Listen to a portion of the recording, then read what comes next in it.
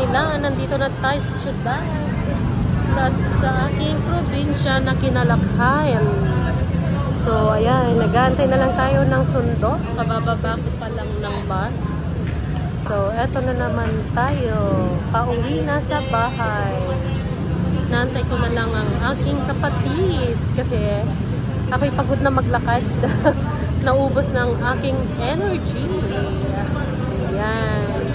So, antay-antay lang natin. Nandito yung mga public transport along the highway. So, dyan lang yung mga babaan ng bus galing Manila. All the way to Baguio naman yung route na yan. So, ayan na nga. Sinabi ko na andito na ako sa aking kapatid na magsusundo. So, dito lang ako mag-aantay sa kanya.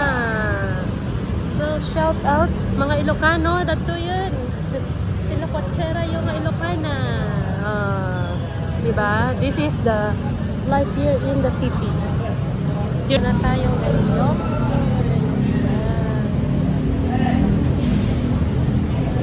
So, ito ang nightlife dito.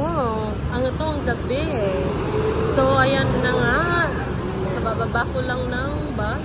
So, andyan ang aking sundo. So, akin munang kunin ang aking bitbit. And at the same time, open natin siya.